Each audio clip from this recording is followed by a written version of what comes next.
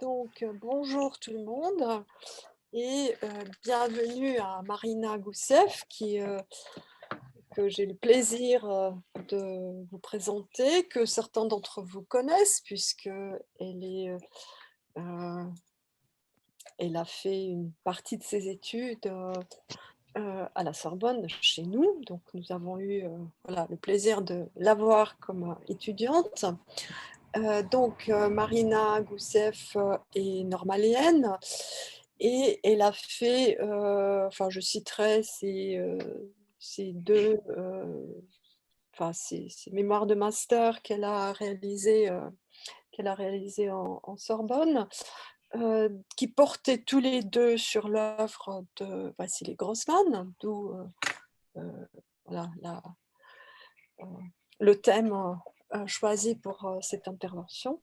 Elle a travaillé d'abord sur le thème du travail industriel, hein, dans l'œuvre de Grossman et ensuite sur, l'esthétique réaliste socialiste du réalisme socialiste, dans cette même œuvre sur des corpus différents et elle est actuellement, à Oxford. Voilà, cette magnifique bibliothèque que vous voyez, se trouve dans cette prestigieuse institution. Elle, réalise là un autre master, voilà, elle les collectionne, au département de Russian and East European Studies, sous la direction du professeur Dan Healy. Heu, voilà, est-ce que j'oublie quelque chose, Marina? Heu, C'est je tout bon, merci beaucoup pour cette présentation. merci d'être avec nous, aujourd'hui. C'est vraiment ça nous fait très plaisir et je vous passe la parole. Alors, un petit problème technique, je n'arrive pas à partager mon écran. Alors attendez, je reviens. Si, Hem, est-ce que c'est bon, moi je ne partage plus le mien. Est-ce que j'ai vraiment actionné heu, attendez, qu'est-ce qui se passe là? Pourquoi? Attendez. Et maintenant? c'est bon. C'est bon? Oui, c'est moi qui avais appuyé sur la mauvaise touche. Voilà, Est-ce que vous voyez bien mon écran? on voit bien votre écran. Mmh. Donc vous avez la parole pour, voilà, pour 1 heure, et ensuite, on lancera la discussion. Donc, merci beaucoup pour m'avoir présenté et merci beaucoup Luba Jurgensen et Rodolphe Baudin de m'avoir invité à ce séminaire que j'ai suivi pendant 2 ans quand étudiant en master à la Sorbonne. Et je dois avouer que c'est assez impressionnant de s'y retrouver en tant qu'intervenante. Donc, je vais présenter une sorte de synthèse de mon travail passé et en cours, articulé autour de la notion de discours officiel et de son intériorisation et de sa subversion dans l'œuvre de Wassily Grossman. Donc, je vais commencer par... je vais voir si je peux le mettre en diapositive. Oui, mettez peut-être en diaporama? On verra mieux. Je ne suis pas très à droite avec le Affichage, Marina, regardez, si vous Ok. Tout en bas, redescendez. vous voyez, c'est tout en bas, il y a comme une coupe pleine. Ah, Yes. diaporama peut-être. Ah oui, voilà. Parfait. Voilà. C'est parfait. Magnifique. Alors, je vais commencer par présenter quelques éléments clés de la biographie de Grossman, en m'intéressant en particulier à ce que j'appelle le paradigme de la rupture qu'on trouve souvent dans la critique et qui donc sépare l'œuvre de Grossman entre l'avant et l'après Vie et Destin. Je vais ensuite consacrer une partie plus théorique aux problèmes définitionnels du réalisme socialiste, en proposant l'univocité comme possible critère de définition. Et après cela, je vais présenter donc les principales conclusions de mes mémoires de Master 1 et de Master 2, en analysant les permanences et les ruptures avec l'esthétique réaliste socialiste chez Grossman. Et puis, je vais changer de discipline en vous présentant mes recherches actuelles sur la représentation soviétique de la libération des camps allemands par l'armée rouge Et je parlerai donc de L'Enfer de Treblinka, un texte de Vassili Grossman, en disant en quoi ce texte converge et diverge avec le discours officiel sur la libération des camps. Donc c'est un travail en cours et je serai donc ravie d'accueillir vos critiques et vos questions après mon intervention. J'ai mis à gauche sur le PowerPoint mes principales sources sur la biographie de Grossman. Donc, il est né en 1905 à Berdichev, dans une famille de juifs assimilés. Il ne revendique pas d'identité juive depuis la Seconde Guerre mondiale. Il ne parle pas yiddish et il se considère comme un écrivain russe dans la lignée de Tchekhov et de Tolstoï. C'est un représentant de la première génération des écrivains proprement soviétiques, qui n'a donc pas connu les courants modernistes d'avant la Révolution. Il publie ses premières œuvres en 1934, l'année de la création du réalisme socialiste, lors du premier congrès de l'Union des écrivains soviétiques, avec un roman, Glukov, et un récit, Dans la ville de Berdichev, qui sont reçus favorablement par Maxime Gorky, mais aussi par des figures plus marginales dans l'institution littéraire, comme Mikhail Bulgakov et Isaac Babel. À la veille de la guerre, c'est donc un écrivain reconnu, bien qu'il ne soit jamais devenu membre du parti. En 1941, il s'enrôle en tant que correspondant de guerre pour Krasnaya Zvezda, le journal de l'armée rouge. Et il va passer quasiment l'entièreté de la guerre au front, de Gomel jusqu'à Berlin, en passant par Stalingrad. Il est alors témoin du meurtre de masse des Juifs d'Europe, visite les ghettos de Varsovie et de Lodz, le camp de Treblinka. Sa mère est assassinée à Berdichev, ce qui le rappelle brutalement à ses origines juives. Avec Ilya Ehrenburg, qui dirige la rédaction du Livre Noir, donc destiné à recueillir les témoignages et les documents officiels portant sur le génocide des Juifs sur le front de l'Est. Après la guerre, Grossman est menacé par la réaction jdanoviste dans le domaine culturel et par la campagne contre les cosmopolites sans racines.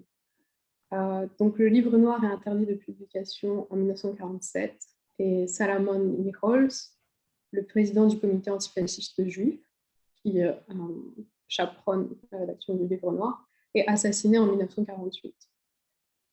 Grossman peine à faire publier pour une juste cause. Donc, le livre sera remanié pendant 2 ans pour satisfaire les exigences de la censure. Et le roman est quand même critiqué de façon virulente par la presse lors de sa publication en 1952. Et finalement, c'est la mort de Staline en 1953 qui permet à Grossman d'éviter une arrestation qui paraît de plus en plus certaine. Il commence à rédiger Vie et Destin en 1955 et le soumet à la publication en 1960 auprès de la revue Znamia, l'organe officiel de l'Union des écrivains soviétiques. Durant la même période, il rédige le roman-essai Tout passe, qui restera inachevé. Vie et Destin prolonge les fils narratifs de Pour une juste cause, donc, qui suit la famille Shapochnikov et son entourage en 1942-1943. Mais donc Vie et Destin introduit une dénonciation virulente du stalinisme. Grossman n'est pas arrêté, mais son roman est confisqué par le KGB en 1962. Isolé du reste du monde littéraire, il peine à se faire publier et meurt en 1964 d'un cancer. Donc, en découvrant son œuvre, j'ai été comme beaucoup intriguée par sa transition d'écrivain apparemment orthodoxe à voix contestataire.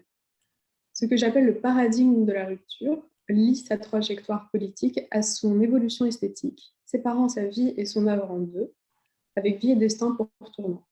Svetlana Todorov, notamment, parle d'une conversion radicale, passant de la soumission à la révolte, de l'aveuglement à la lucidité. Simon Markish en fait un écrivain dédoublé entre le Grossman soviétique, qui serait un prosateur comme tant d'autres, et le nouveau Grossman d'après Vie et Destin, auteur d'un chef-d'œuvre.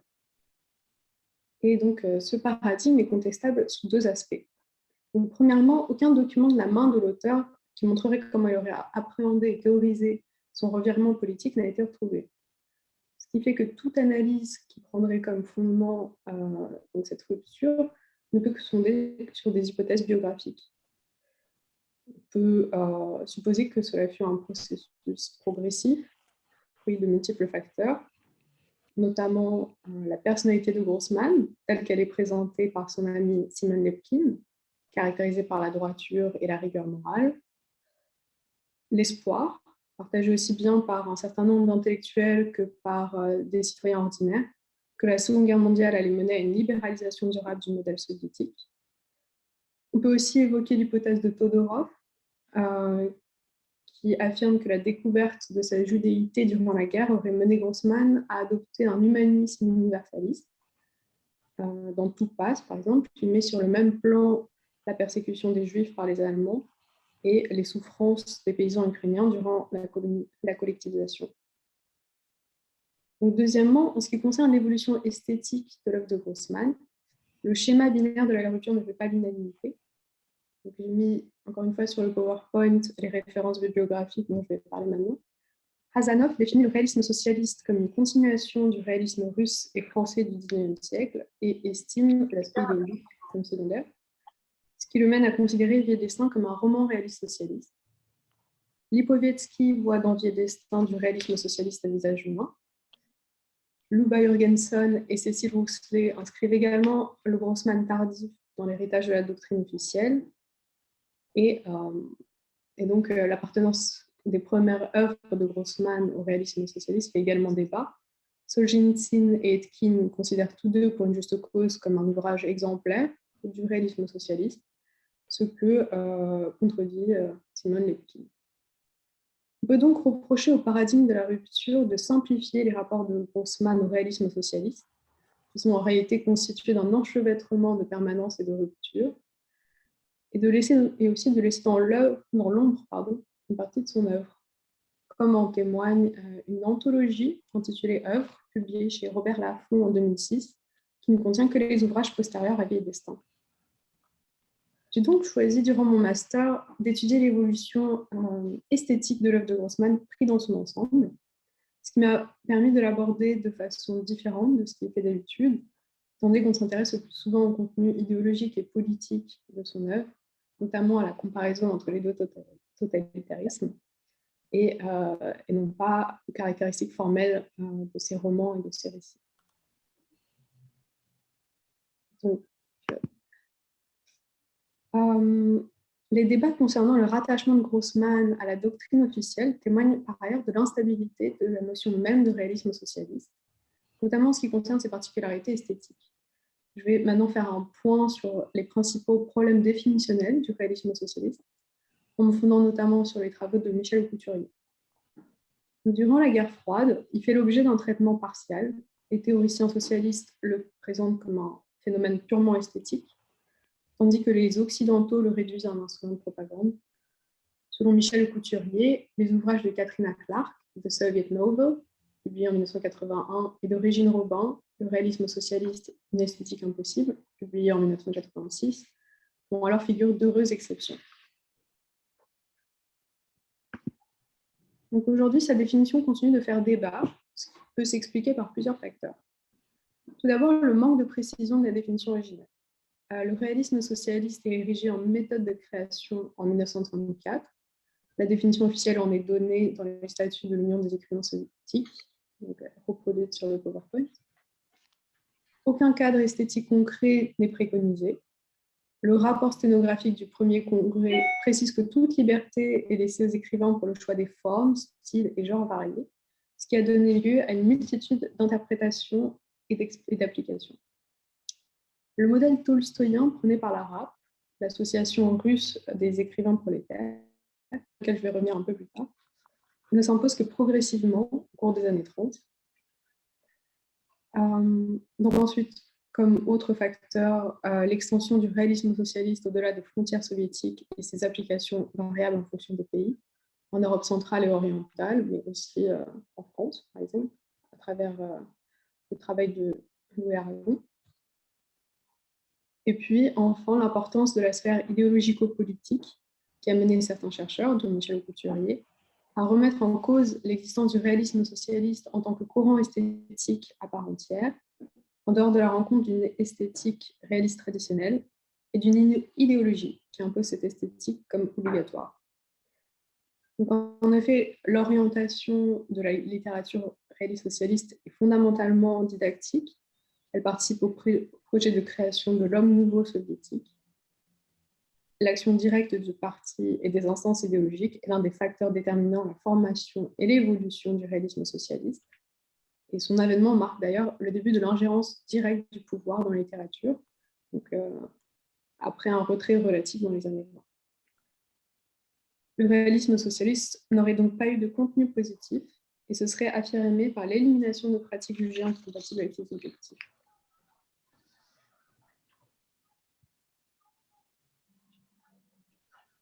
Donc, l'importance du politique est incontestable. Il serait inutile de chercher à établir un répertoire stylistique du réalisme socialiste en négligeant l'étude de son organisation institutionnelle et de son aspect idéologique. Néanmoins, je ne vais pas jusqu'à dire, comme Michel Aucouturier, que toute définition du réalisme socialiste en tant que style est vaine. Donc, en effet, l'historiographie a dégagé un certain nombre de particularités formelles de la littérature réaliste socialiste, intrinsèquement liées au domaine politique. Et donc, sans prétendre avoir trouvé une définition complète de cette doctrine, j'affirme qu'il est productif de l'envisager sous l'angle de l'énonciation. J'ai fondé mon étude sur un critère esthético-politique qui fait l'objet d'un relatif consensus, donc que j'ai pu retrouver dans les travaux de Régine Robin, de Léonie Dallaire, de Catherine Guéry et de Luba Jorgenson. La visée d'univocité de la littérature réaliste socialiste, qui tend à évacuer la polyphonie et plus généralement toute forme d'ambiguïté. Un tel objectif découle de la volonté de contrôler l'énoncé littéraire en garantissant sa concordance avec la ligne du parti et sa lisibilité, et donc son efficacité didactique. Donc, Régine Robin parle à ce propos d'un effet de thèse, qui est résumé, je trouve, très bien dans cette citation, clarté de la langue, clarté du message, clarté de l'intrigue, clarté du dialogue et de la position discursive du héros. Tout est mis en place pour que la thèse soit perpétuellement rappelée. Donc, le choix d'étudier le réalisme socialiste sous l'angle de l'énonciation s'explique par la place primordiale du discours officiel dans la société soviétique. Le projet totalitaire visant à créer un homme nouveau et un nouveau modèle de société aurait produit son propre langage, caractérisé par son omniprésence. Le lien étroit entre pouvoir et langage a justifié pour certains l'appellation de logocratie, donc c'est Alain de Besançon qui a trouvé ce terme, ou de dictature de la langue, pour désigner l'Union soviétique.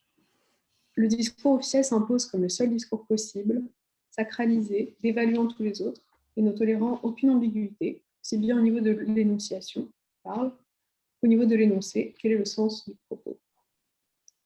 Donc, on peut ici évoquer le concept de Bakhtin de parole autoritaire, qu'il expose dans son texte du discours romanesque, publié en français en 1978. Donc la parole autoritaire qui est définie comme un discours intrinsèquement lié à l'autorité sociale et politique, qui s'impose à nous indépendamment de son degré de persuasion intérieure à notre égard et qui occupe une place dominante et distincte par rapport aux autres discours. Donc, durant mon travail de master à la Sorbonne, j'ai tracé une distinction entre le discours en tant que corpus concret de documents extralittéraires, donc les discours des dirigeants, les articles des journaux, les slogans, etc. Et le discours au sens que lui donnerait Foucault, au sens, par exemple, de Michel Foucault, celui de cadre idéologique qui structure le savoir et les pratiques sociales d'une société donnée et qui donne son sens aux énoncés. Donc, ce deuxième sens se retrouve dans le concept de doxa, sur lequel je me suis fondée durant mon étude des topos réalistes socialistes, pour mon deuxième mémoire, c'est-à-dire de l'ensemble des idées, croyances, représentations et opinions communes, considérées comme évidentes par la majorité, qui fondent le paradigme de la civilisation soviétique.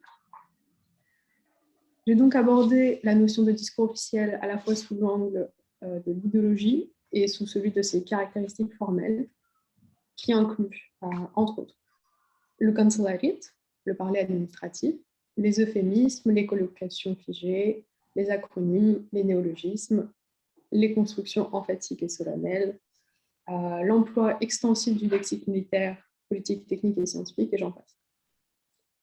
Donc, ce style propre au discours politique a contaminé en quelque sorte la littérature. L'auteur réaliste socialiste passerait alors pour le simple transcripteur d'une parole publique, le roman réaliste socialiste apparaîtrait alors comme une extension du discours officiel, voué à la transmission du message politique.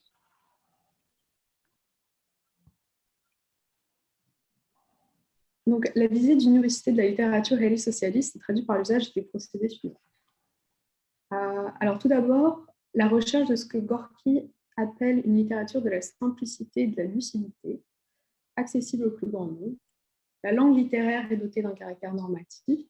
Elle doit être correcte au niveau de la syntaxe et dénuée de régionalisme. Les locuteurs doivent être aisément identifiables. Il ne peut y avoir d'énonciateurs multiples au sein d'un énoncé, pour reprendre la terminologie d'Oswald Ducrot dans Le dire et le dit. Et la valeur politique et morale des énoncés doit être évidente. Le héros positif se reconnaît à son discours, qui intègre des éléments du discours officiel, et de même que les personnages négatifs se reconnaissent à leur rejet de ce même discours. Donc, par ailleurs, pour contrôler l'énonciation et évacuer l'ambiguïté, le procédé de la focalisation zéro est privilégié. C'est autour de cela que s'articule le modèle tolstoïen tel qu'il est théorisé par la RAP, et donc, tel que l'expose Bayer-Jensen dans son ouvrage datant de 2009. Il correspond à la mise en place d'un dispositif monophonique. Le narrateur omniscient domine. Il organise les voix des personnages en les subordonnant à la sienne. Et donc, en ce sens, le réalisme socialiste se distingue de la littérature des années 1920, qui laisse place à l'entrelacement des discours dans le cadre du skaz, par exemple dans Cavalerie rouge d'Isaac Babel, où le parler populaire des personnages, en contaminant la voix narrative, rend impossible la réponse à la question qui parle. Parallèlement à cela, la défamiliarisation, caractéristique de l'écriture tolstoïenne, et menant à un dédoublement de l'instance narrative omnisciente, est évacuée. Donc, le narrateur se place sous l'autorité du parti. Sa voix et celle du parti sont censées fusionner. Le sujet créateur du réalisme socialiste a ainsi pu apparaître comme dépossédé de sa qualité de locuteur. Je ne parle pas, il est uniformisé, ce qui s'observe dans le succès précédant la publication. Le récit est repris parce que Léonie Deller appelle le grand narrateur. On passe d'une parole individuelle et subjective à une parole collective. Donc, enfin, l'abondance des topoi, que j'ai abordé dans le cadre de mon deuxième mémoire, et également à mettre en lien avec la monosémie réaliste socialiste. J'ai repris la définition de la SATOR, donc un projet recensant les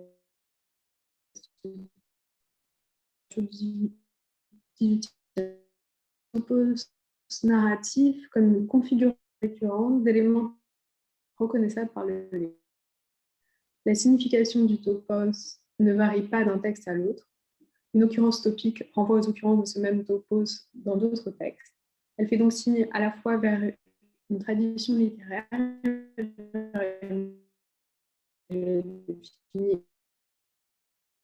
des convictions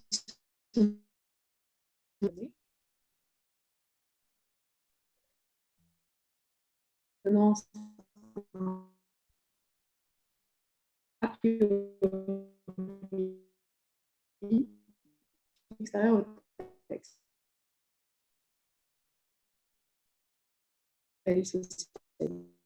Déjà, Léonie Deller en 1965, Katrina Clark,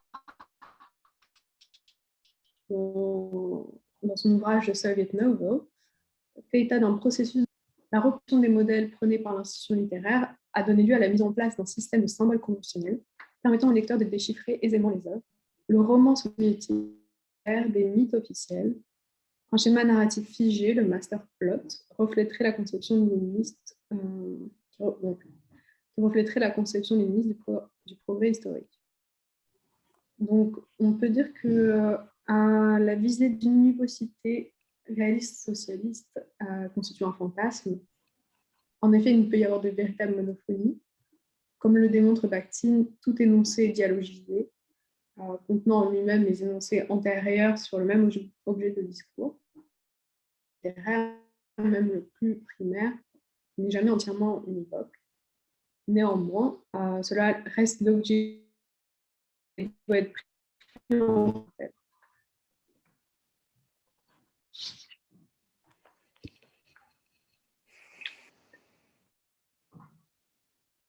Bon. Je vais maintenant présenter les principales conclusions de mon travail de master. Donc, mon mémoire de master 1 a de Grossman énonciation. J'ai donc cherché à discerner la présence de procédés énonciatifs dans la mise en place de l'univocité dans son œuvre et à identifier les formes de polyphonie qui est dans le texte. Prolonger mon travail en posant la question suivante. Passe-t-on d'une intégration au premier degré à distance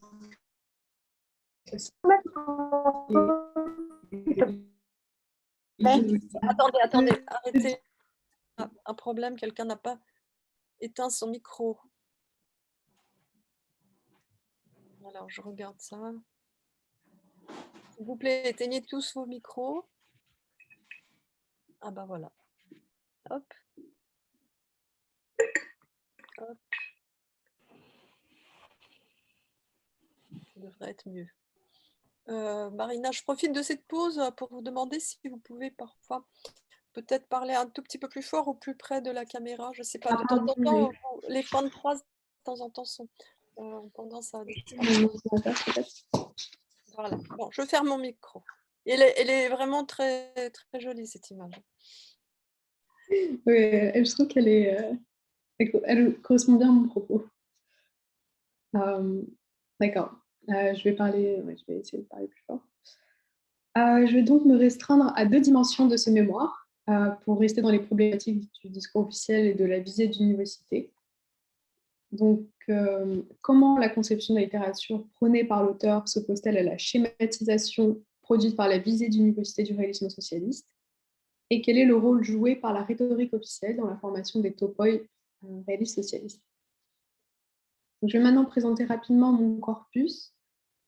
Je m'étais également fondée sur un corpus secondaire de romans d'autres auteurs à titre de comparaison, dont La Jeune Garde de Fadiev et Le Ciment de Gladkov. Mais bon, par souci de concision, je vais juste parler du corpus grossmanien. J'ai sélectionné à chaque fois des œuvres représentatives de différentes périodes de la carrière de Grossman, pour prendre la mesure de son évolution stylistique et thématique. Alors, dans La ville de Berdichev, publié en 1934, constitue un exemple intéressant du canon réaliste socialiste. L'histoire se déroule durant la guerre civile, dans la ville éponyme. La commissaire Vavilov se trouve enceinte et cantonne dans une famille de juifs traditionnels pour accoucher. Elle est un instant tentée par la vie domestique, entre guillemets, après la naissance de son fils, mais elle finit par l'abandonner pour retourner dans les rangs de l'armée rouge. J'ai également utilisé des extraits de Gluck en 1934 portant sur une mine du Donbass et de Stepan Kolchugin, publié en 2 tomes en 1937-1940, pour travailler sur les topoi du travail industriel. Glukov est considéré comme un modèle du roman de production, tandis que Stepan Kolchugin a pour sujet le récit initiatique d'un jeune ouvrier représentant un travailleur durant la Révolution.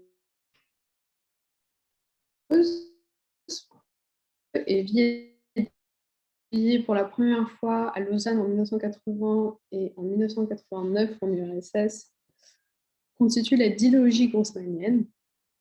Donc, c'est des romans épopées qu'il est assez difficile de résumer en quelques mots, centrés sur la famille Shaposhnikov et son entourage, et qui sont donc des fresques historiques dont le point nodal se trouve être la bataille de Stalingrad. Ils dépassent néanmoins tous les deux le contexte de la Seconde Guerre mondiale pour aspirer à une réflexion philosophique, éthique et politique. Donc on a pu parfois les décrire comme étant de guerre et paix soviétique. Donc les 2 autres ouvrages les plus tardifs, Tout passe, rédigé de 1955 à 1963 et publié en 1970 en Occident, reprend et développe les réflexions et Vie et destin. Donc, relatant le retour d'un zèque amnistié au début du dégel, le roman présente une évolution formelle significative par rapport aux autres ouvrages de Grossman. Sa structure narrative se délite progressivement, laissant par moments place à l'essai. Et Aki Slobodsk, écrit en 1962-1963, constitue une subversion du canon réaliste socialiste, du fait notamment de son jeu avec l'horizon d'attente du lecteur soviétique. La nouvelle raconte le sacrifice inutile d'un médecin à Kislovodsk durant l'occupation allemande.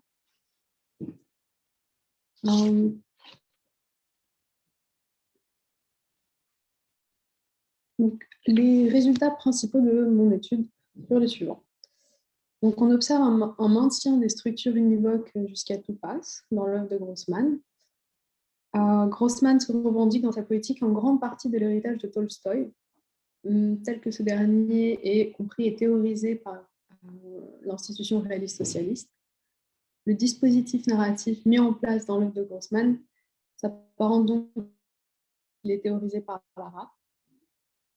Il inclut premièrement un narrateur omniscient et tout-puissant qui pénètre dans la conscience de tous les personnages et se déplace librement dans l'espace-temps de la diégèse, ce qui lui permet de distribuer sa vérité entre les personnages et les situations.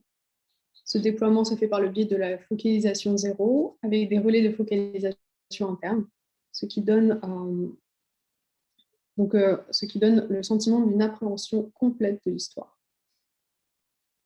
Le narrateur multiplie par ailleurs les interventions dans la diégèse, notamment dans Pour une juste cause, Vie et destin et tout passe, où il a recours aux digressions extradiégétiques, moralistes ou historico-philosophiques.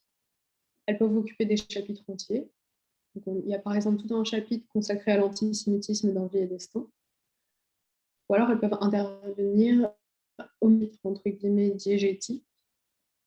Souvent, la voix narrative se manifeste pour commenter la diégèse, en passant du cas particulier exposé dans le roman à des considérations plus générales.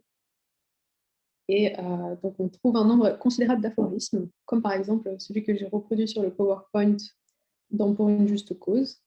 Поистине великое совершается обыкновенными простыми людьми.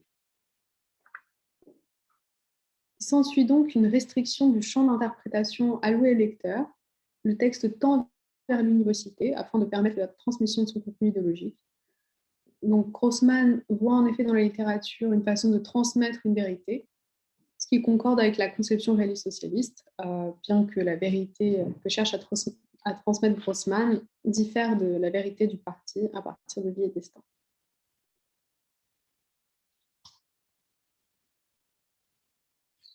Donc, néanmoins, on peut observer l'apparition de fissures dans le dispositif monophonique, sans pour autant faire état d'une révolution formelle.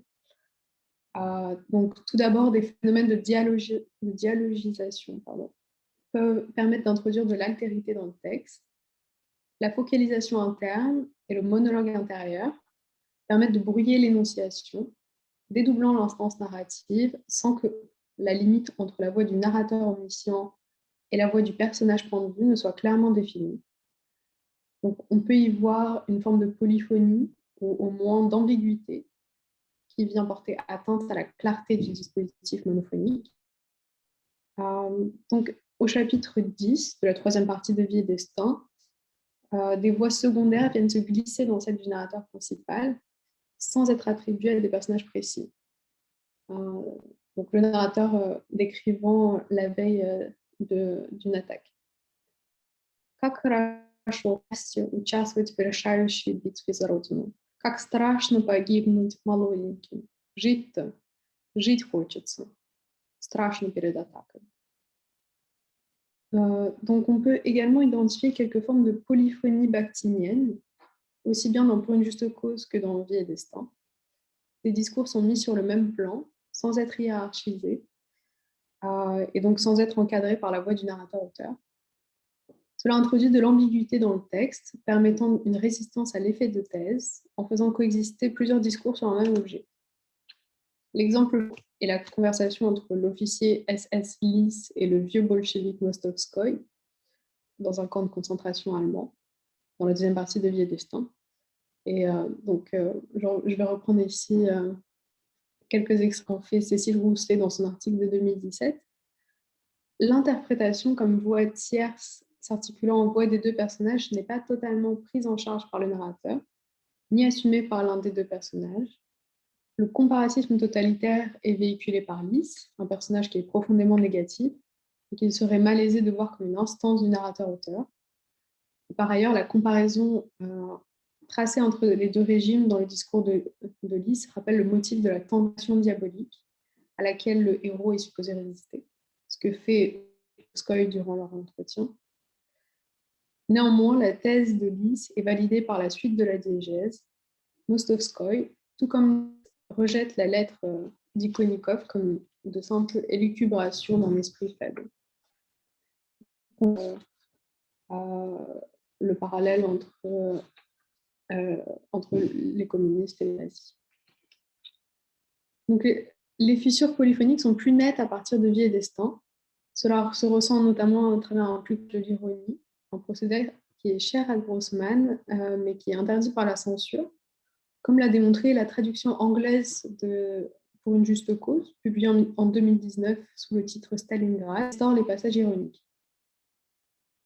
L'évolution stylistique la plus manifeste concerne le traitement du discours officiel. Le Kanzleramt fait l'objet d'une distanciation parodique, en moyen notamment du décalage entre l'énoncé et le cadre habituel de son énonciation. L'une des occurrences les plus fréquentes de ce procédé est l'intégration de slogans soviétiques dans la bouche des Allemands dans Vie et Destin.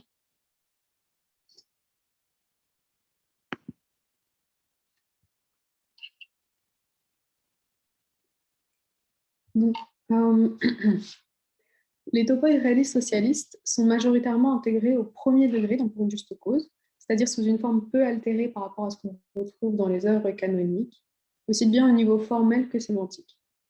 Donc, ainsi, on retrouve deux formulations clichés dans la bouche du directeur de l'usine de conserve de Stalingrad. Цех программу перевыполняет, а вывезем за Волгу рассыплется коллектив. La colocation программу перевыполняет se retrouve mot pour mot dans un numéro de la revue Novosti datant de 1936, que j'ai reproduit sur le PowerPoint. Et le terme collectif est un autre cliché de la rhétorique officielle ayant contaminé la littérature. On observe des formes de permanence des topoi réalistes socialistes au sein des œuvres tardives de Grossman, telles que le lieu commun de l'autorité morale des gens simples et l'association des objets personnels à l'esprit petit bourgeois. L'utilisation de ce topos comme façon de caractériser les personnages antagonistes est notamment appliquée dans le cadre de la critique de la nouvelle élite stalinienne.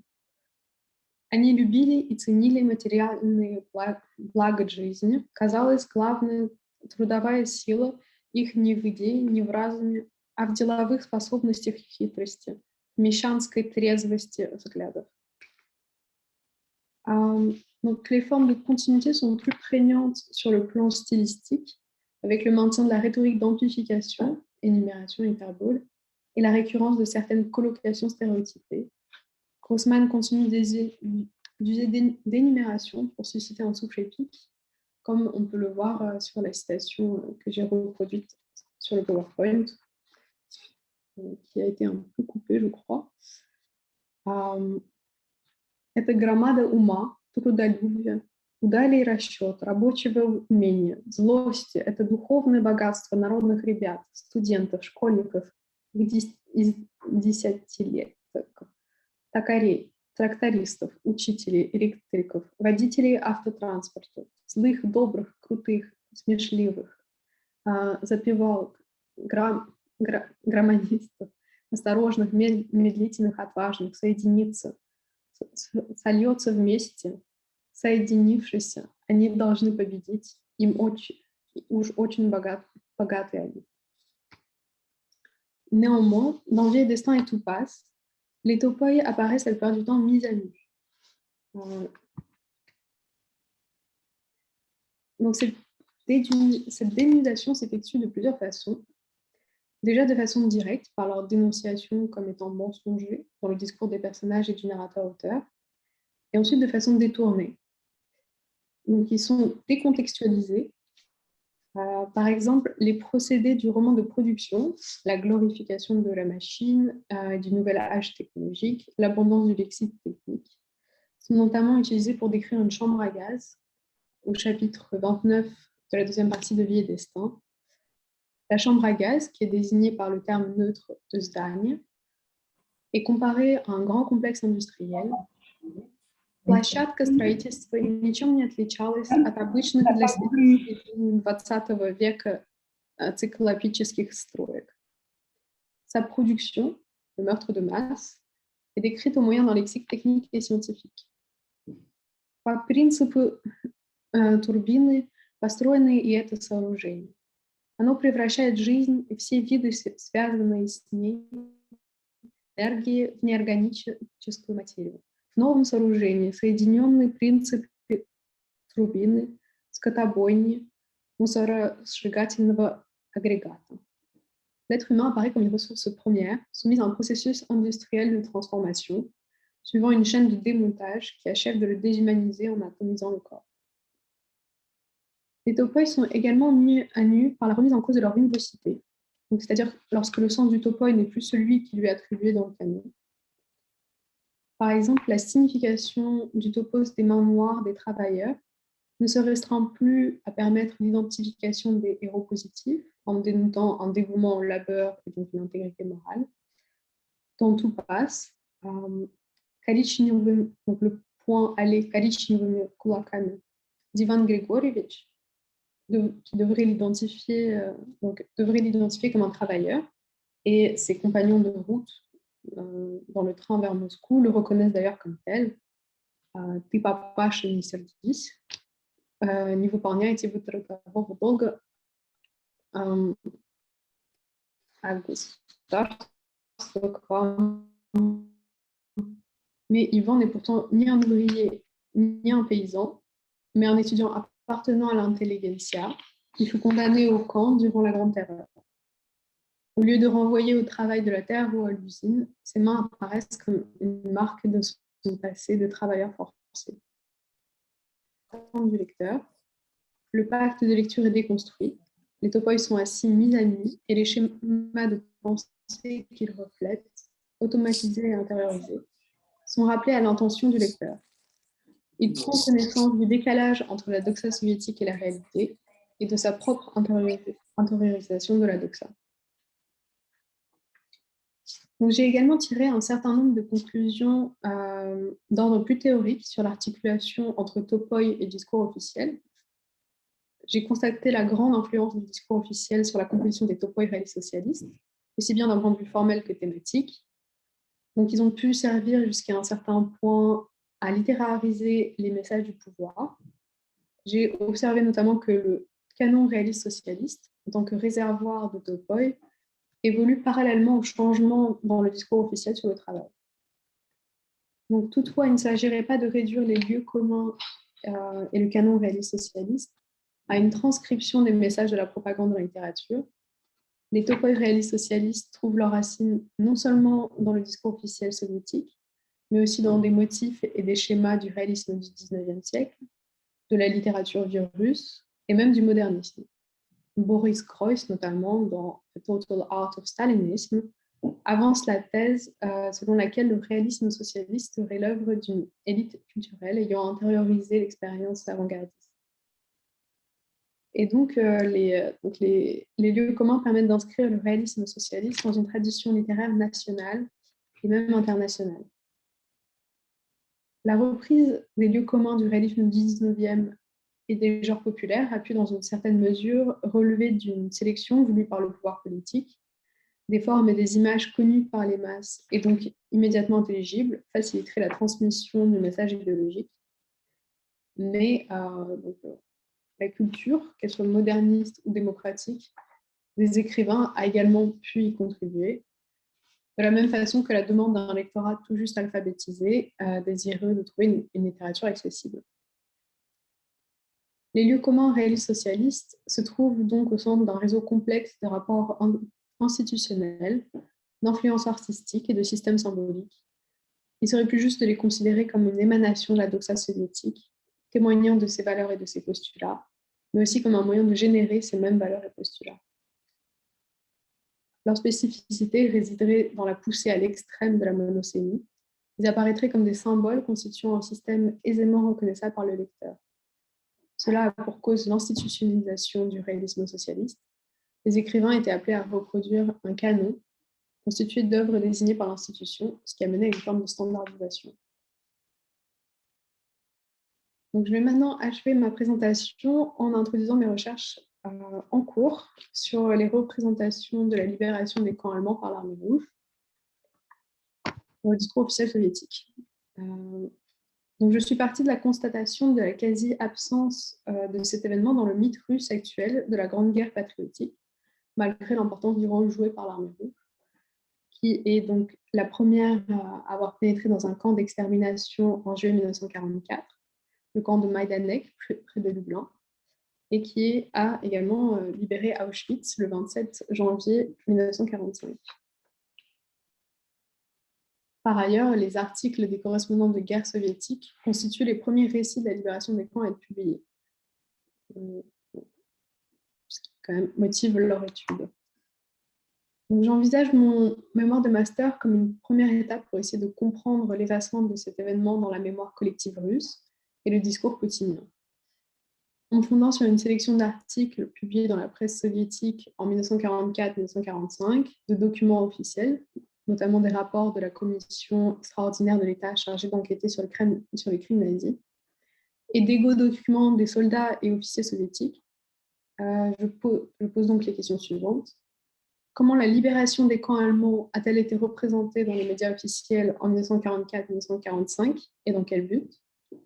Et dans quelle mesure ce discours a-t-il été internalisé par la population soviétique? Donc, relativement peu de chercheurs ont travaillé directement sur ces questions. J'ai mis sur le PowerPoint les principales sources auxquelles je vais me référer. Donc, un article de Harvey Ashe, qui est très utile pour contextualiser les représentations soviétiques de la Shoah. Également un article de Majstorovic sur l'armée rouge et la Shoah. Et puis, deux articles et le premier chapitre de l'ouvrage de Dan Stone qui porte directement sur la libération des camps par l'armée rouge. Donc, j'ai fait le choix d'une méthodologie interdisciplinaire, mêlant l'analyse littéraire, linguistique et historique. J'ai repris le cadre conceptuel que j'avais adopté pour étudier l'intégration du discours officiel dans l'œuvre littéraire de Grossman, en y incorporant les outils de l'analyse de documents historiques. Et donc, pour étudier l'internalisation de la parole autoritaire dans mon corpus, j'ai commencé par identifier ses composantes stylistiques et thématiques, en définissant un canon de la représentation des camps. Et puis, j'ai analysé les textes en relevant les lieux communs et les figures de style privilégiées par le discours officiel. En reprenant la thèse de l'historiographie révisionniste et post-révisionniste anglo-saxonne, je postule que malgré la position hégémonique du discours officiel soviétique, d'autres discours ont pu exister à ses côtés et entrer en compétition avec lui pour définir les représentations de la libération des camps. Donc, il s'agit notamment du discours de la communauté juive soviétique. Donc, je compte appliquer ma méthode d'analyse aussi bien aux égo-documents de mon corpus qu'aux articles publiés dans la presse soviétique.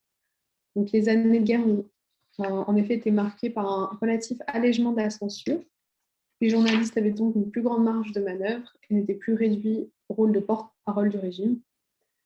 Leurs textes constituent donc à la fois des espaces de production du discours officiel et de négociation avec ce dernier, avec la possibilité d'une compétition entre plusieurs discours en leur sein. C'est particulièrement intéressant dans le cas d'Ehrenburg et de Grossman, qui ont, comme je l'ai montré, redécouvert leur judéité durant la guerre.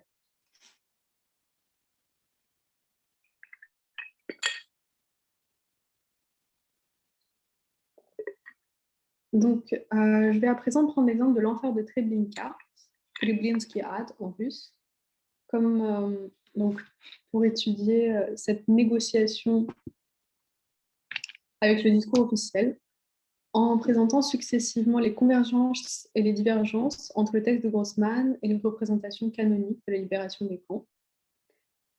Donc, Ce texte est publié pour la première fois en novembre 1944 dans la revue Znamia, avant d'être distribué sous la forme d'une brochure au procès de Nuremberg en novembre-octobre 1945.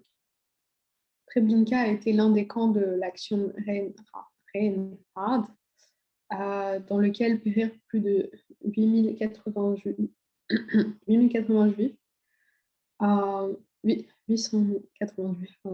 venant du ghetto de Varsovie et d'autres régions de la Pologne. Construit en 1941 et détruit en 1943 par les Allemands suite à une révolte organisée par les déportés. Donc, en arrivant à l'emplacement du camp en juillet 1944, l'armée rouge découvre une quarantaine de survivants réfugiés dans la forêt et dont les témoignages sont recueillis par Grossman ainsi que ceux des paysans polonais locaux. Mêlant ces récits à la fiction, l'enfer de Treblinka décrit le cheminement des convois de déportés jusqu'à la chambre à gaz, une structure que Grossman reprend dans Vie et Destin avec le fil narratif de Sophia Levington et de David. Donc, je vais commencer par présenter les caractéristiques générales de la représentation soviétique de la libération des camps. Donc, ces représentations étaient en grande partie influencées par le contexte politique et militaire de 1944-1945. Elles étaient destinées à la fois à un public soviétique et international et visaient à remplir plusieurs fonctions. Tout d'abord, motiver les troupes soviétiques épuisées par 3 années de guerre et leur donner des raisons de continuer le combat en Europe après la fin de la reconquête du territoire soviétique.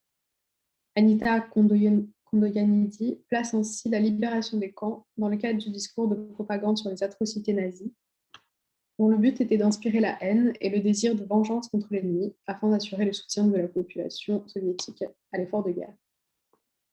Le cadre politique international joue également en temps. Les récits officiels sur la libération étaient influencés par le besoin de s'assurer de la coopération des Polonais et de regagner en légitimité auprès des alliés occidentaux après la découverte du massacre de Katyn, qui ne laisse pas grand monde dupe. Donc de fait, les souffrances du peuple polonais sont mises en avant dans la presse, alors que le sort spécifique des Juifs est rarement mentionné. L'attitude du régime à l'égard du génocide de la population juive a évolué tout au long de la guerre, conservant toutefois une profonde ambiguïté. La question des facteurs influençant les représentations soviétiques de la Shoah est source de débat, notamment en ce qui concerne le rôle joué par l'antisémitisme populaire et d'État. Vassili Petrenko, l'un des généraux à avoir dirigé la libération d'Auschwitz, évoque dans ses mémoires, Do et Posle Auschwitz, l'antisémitisme personnel de Staline pour expliquer pourquoi la libération des camps n'a pas été décrétée une priorité par le haut commandement. Mais une telle interprétation est disputée par un grand nombre d'historiens qui trouvent l'explication par l'antisémitisme réductrice. Et donc, parmi les autres explications qui ont été avancées, on peut mentionner le fait qu'insister sur les souffrances d'une seule communauté n'aurait pas été conducteur à générer une mobilisation nationale. Aussi le fait que le régime soviétique souhaitait s'arroger à lui seul la couronne de la victime afin de pouvoir prétendre à des réparations d'après-guerre. Donc, Ilya Altman et Inger Pflaum insistent sur l'importance égale de l'idéologie communiste et du contexte politique et militaire pour expliquer l'attitude du régime face à la persécution des Juifs. Donc, cette dernière est mise en avant dans le discours officiel au début de la guerre, alors que le régime cherche à mobiliser les soviétiques de toutes les ethnies, juifs inclus, en faisant appel à leurs sentiments nationaux respectifs. Le régime s'adresse également à un public étranger en misant sur la représentation des souffrances des juifs soviétiques pour obtenir le soutien financier et matériel du comité juif américain. Et néanmoins, l'aspect planifié et systématique de la violence dirigée contre les juifs n'est jamais reconnu. Et le nombre de mentions de juifs parmi les victimes des Allemands se réduit au fur et à mesure que s'améliore la situation au front pour l'armée rouge. S'il en est fait mention dans le rapport de la commission extraordinaire sur Majdanek, le silence demeure total pour celui sur Auschwitz. Le plus souvent, l'identité juive de la majorité des déportés n'est pas rapportée. Il est question de citoyens soviétiques ou de citoyens paisibles. On peut ici relever une contradiction du discours officiel. les déportés sont représentés à la fois comme étant majoritairement des victimes innocentes, en insistant notamment sur le meurtre des enfants, et des vaillants partisans condamnés pour résistance. Donc, je vais maintenant présenter deux exemples de convergence avec le discours officiel dans l'enfer de Treblinka. On retrouve en effet dans le texte de Grossman des images et des figures de style qui paraissent constituer la représentation topique des camps allemands dans la presse soviétique, notamment dans deux articles sur Majdanek, Lager Unичтожения de Konstantin Simonov, publié dans Krasnaya Zvezda dans les numéros du 10, 11 et 12 août 1944, et qui constitue le premier récit publié sur la libération des camps, et dans l'article de Gorbatov, Lager na Majdanek, publié dans la Pravda, plus ou moins en même date. Donc, la représentation des Allemands dans l'enfer de Treblinka est similaire à celle présente dans les textes de Simonov et de Gorbatov. Grossman met en avant le sadisme des guerres des SS par les mêmes procédés que ses collègues correspondants de guerre, donc en décrivant leur méthode de mise à mort préférée, notamment des enfants, et en rapportant des exemples de ce que les trois correspondants de guerre appellent les Schutz commises contre les déportés. Les Allemands sont qualifiés par des termes consacrés dans la propagande de bandits, squatte, tvari. Et tout comme Simonov et Gorbatov, Grossman s'indigne de leur sentiment d'être les maîtres de la Pologne. Ce qu'on voit dans Die Gestapo et SS полагали осесть всерьез и надолго. L'armée rouge est représentée comme une armée de vengeurs venus délivrer l'Europe, en accord avec le discours officiel. Les témoignages retranscrits par l'auteur évoquent des jeunes garçons criant « Staline отомстит » et « Русские отомстят, мама не плачь » avant leur mort, soulignant d'un même coup la confiance des populations de l'Europe occupée en la victoire soviétique. De même que dans l'article de Simonov, les soviétiques apparaissent comme des justiciers révélant aux yeux du monde les crimes allemands. Красная армия, вот кто помешал Гиммлеру сохранить тайну Treblinki. On retrouve par ailleurs des collocations amélioratives largement répandues dans la propagande de guerre. Наша великая, наша святая Красная армия.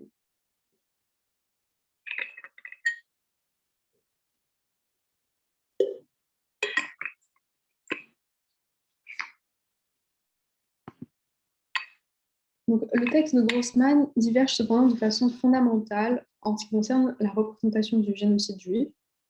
Il est le seul à spécifier le sort réservé aux populations juives en soulignant le fait que la majorité des victimes sont juives. Кто были люди, которых везли в эшелонах в Треблинку, главным образом евреи, затем поляки, цыгане.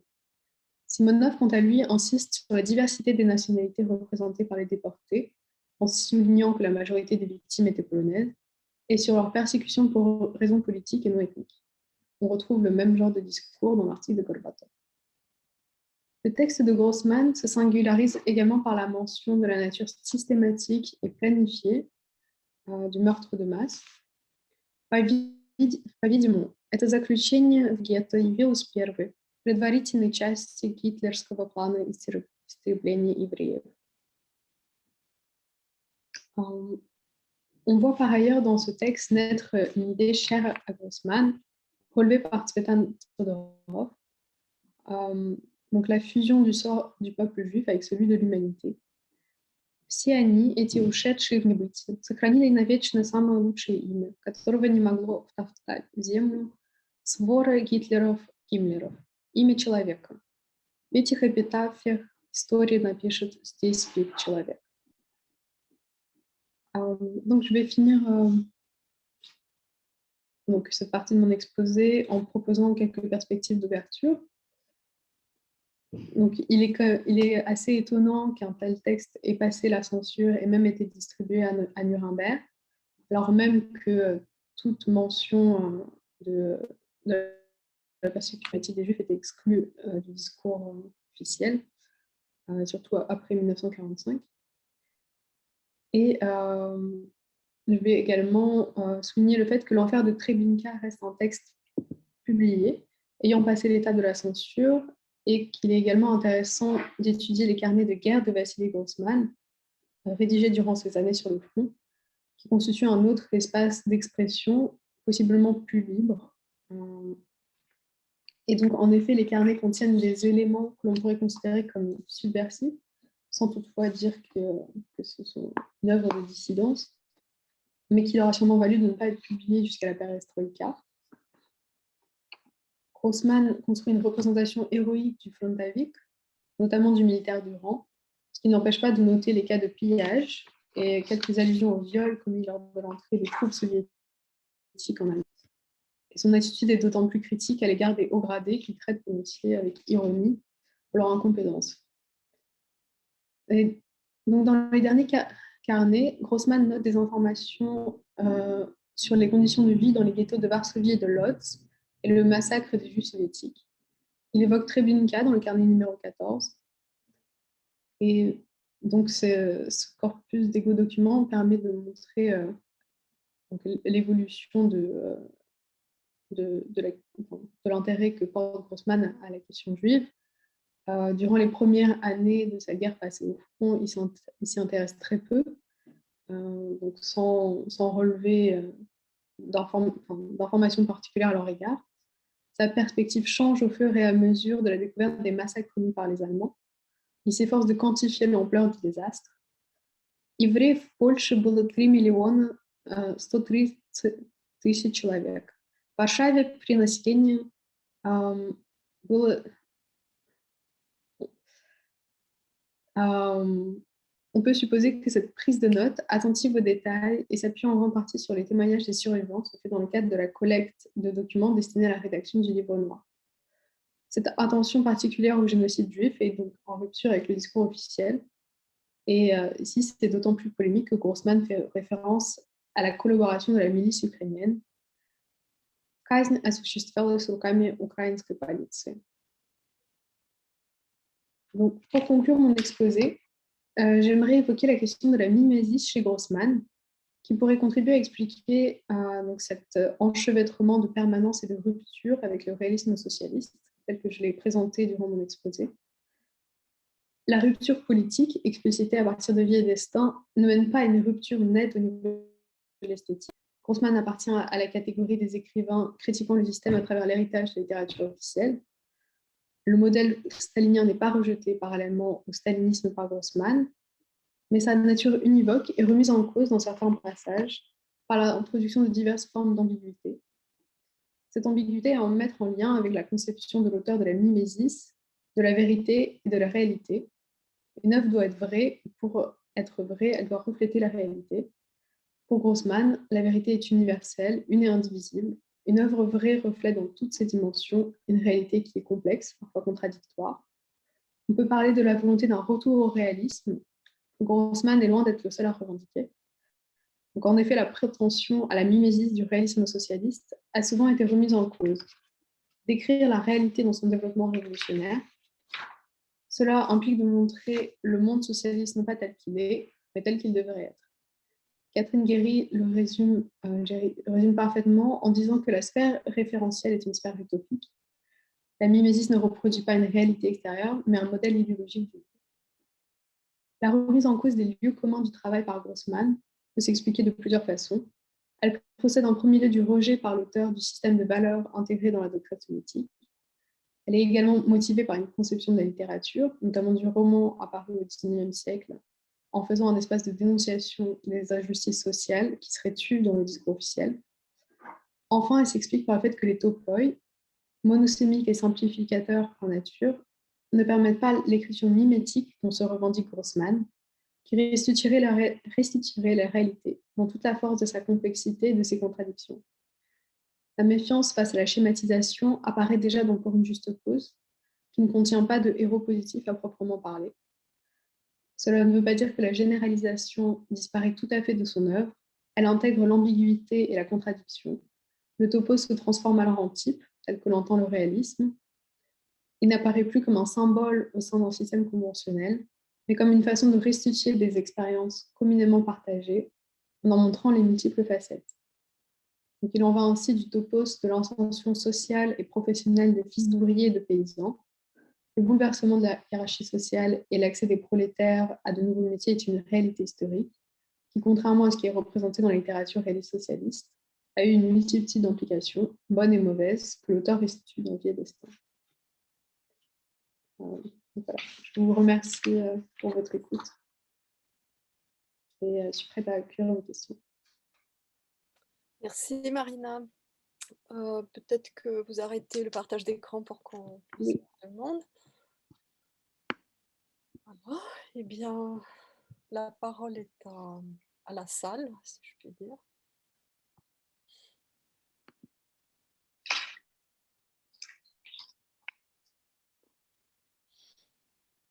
Qui souhaite commencer? Je veux bien peut-être poser une question. Oui. Alors, merci beaucoup, Marina. C'était tout à fait intéressant. J'ai deux petites questions simplement. Je voulais savoir si ces moments de fissure par rapport à l'univocité de certains textes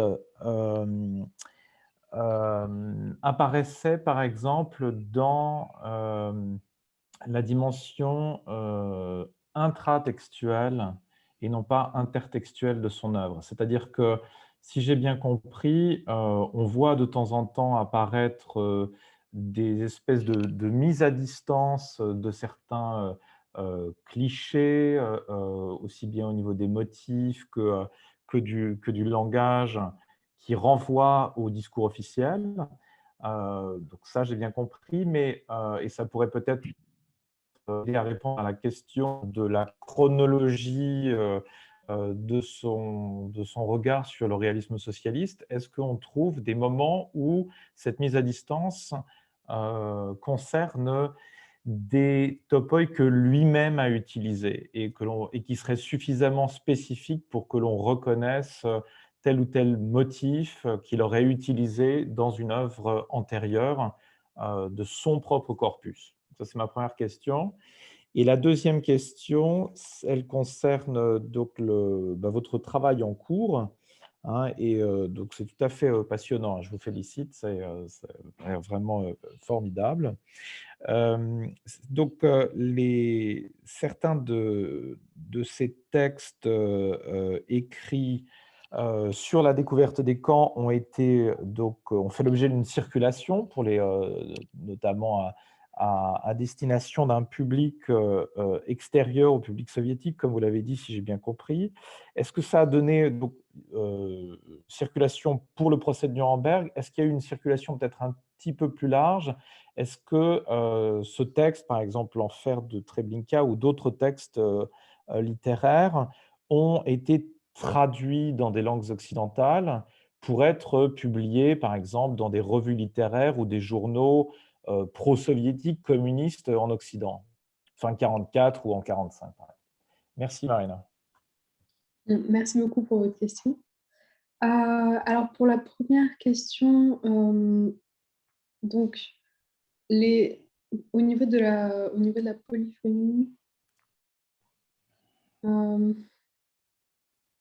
alors, il y a en effet une évolution de l'intégration de certains topoi, notamment en ce qui concerne l'objet personnel, donc, qui est bien plus ambigu, donc, qui apparaît Pour une juste cause.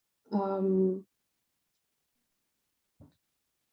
vous avoue que une question un peu complexe. Je vais peut-être répondre à la deuxième avant. Peut-être que je me suis mal exprimé. Est-ce que cette mise à distance critique de certains clichés du réalisme socialiste renvoie parfois chez lui à des clichés suffisamment spécifiques pour qu'ils viennent de ses propres œuvres antérieures? Je ne suis peut-être pas très clair et si c'est le cas, je m'en excuse. Non, je comprends tout à fait votre question qui est très intéressante. C'est-à-dire intratexte au lieu d'intertexte, oui, par rapport au discours considéré comme, de ce que vous disiez au début à propos de Foucault, l'ensemble des représentations générales. qu'il met à distance des aspects qui sont tirés de ses propres œuvres antérieures? Voilà.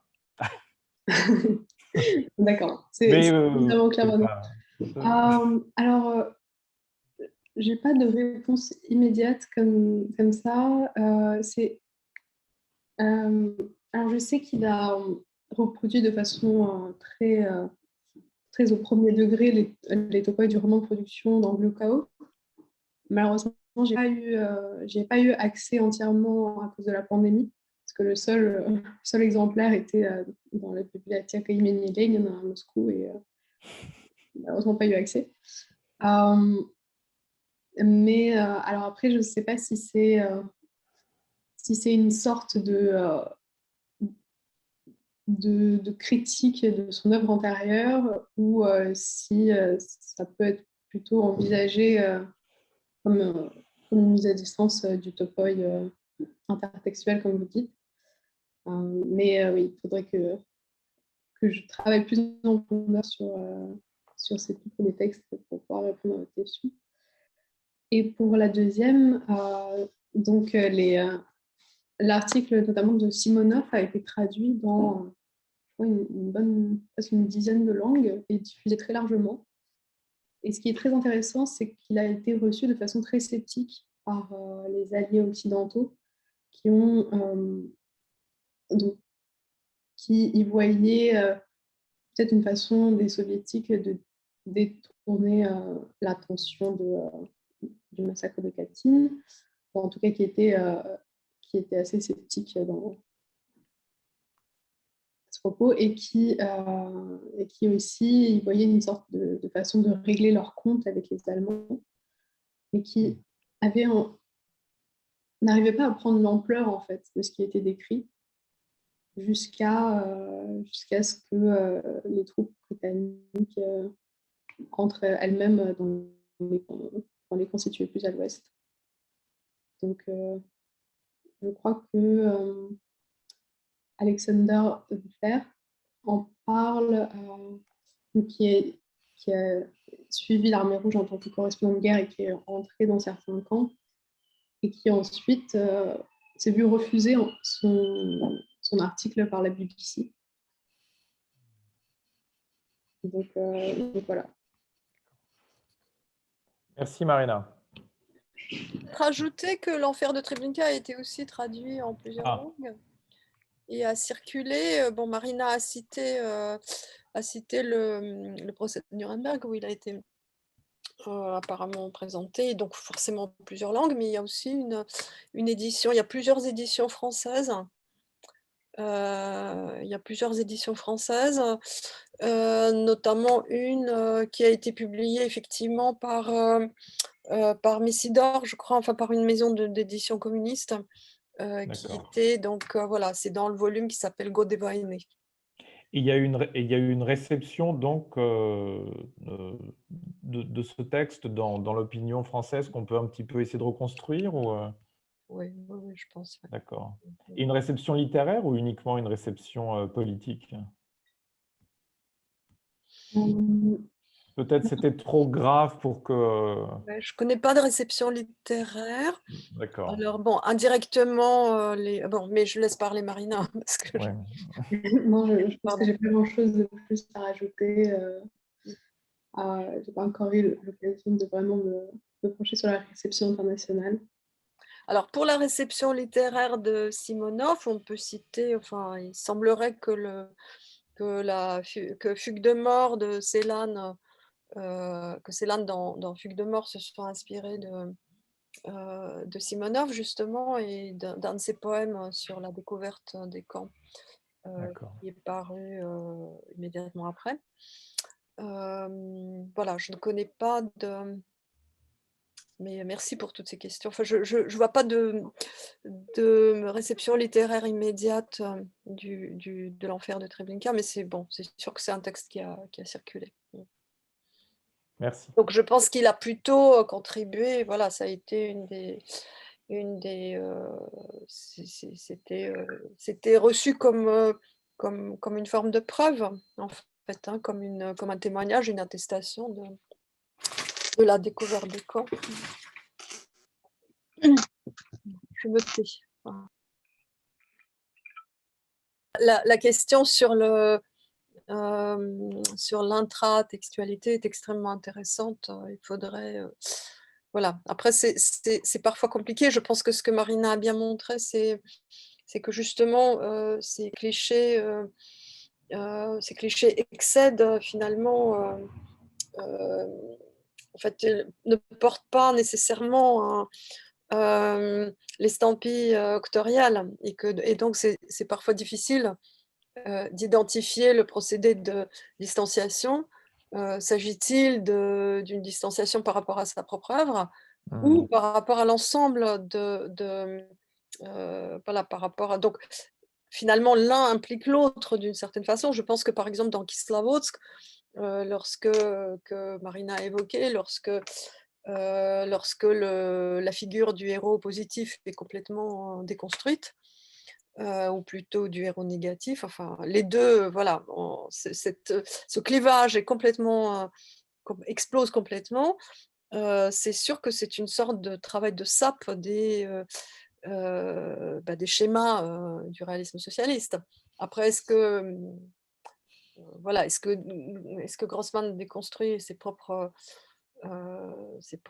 schémas du début ou difficile à dire, hein, bon. Mais en tout cas une question très voilà, qui invite à une réflexion approfondie, effectivement. D'autres questions ou remarques? Sarah, oui. Je vois pas forcément. Oui. Oui. Sarah. Ah, Sarah, ouais. Vous m'entendez? Oui, oui. Oui. J'aurais éventuellement une petite question et deux remarques. Merci en tout cas pour votre exposé, très intéressant.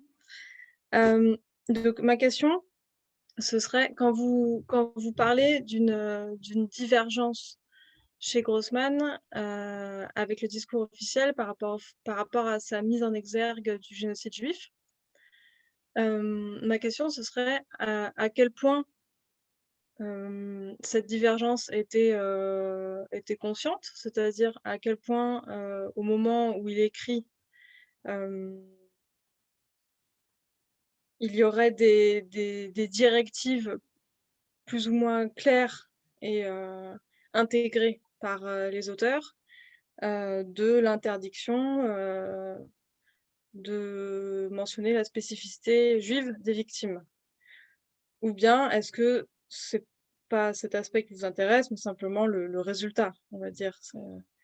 C'est-à-dire que du fait du constat de la mise en sourdine de l'identité juive des victimes, oui, on peut dire que le texte de Grossman se distancie un peu du discours officiel. Voilà. Est-ce que c'était conscient? Enfin, je ne sais pas si je suis très claire. Et mes deux petites remarques, ce serait, alors oui, par rapport à votre bibliographie sur le réalisme socialiste, je me demandais si c'était pas un peu daté maintenant, parce que c'est vrai qu'on cite encore souvent Régine Robin et Catherine Clark, mais maintenant ça remonte à 40 ans. Et je vous invite à consulter, par exemple, l'ouvrage assez récent, le recueil de Yevgeny Dobrenko, que vous connaissez peut-être, voilà, Socialistichski Kanon. Je pourrais vous donner la référence si ça vous intéresse. Voilà, simplement pour mettre un peu à jour cette bibliographie. Et par ailleurs, oui, vous avez cité Alain Besançon et Michel Heller, ou je ne sais plus, sur la logocratie, sur la notion de logocratie. Là aussi, je serais peut-être un petit peu méfiante sur ces références, dans le sens où, disons que cette idée de domination par la langue, de la langue comme instrument d'aliénation, de répression ou de manipulation, a été souvent caricaturé et surtout idéologisé, notamment justement chez Alain Besançon et chez LR. Donc je pense que ces références, elles sont pertinentes.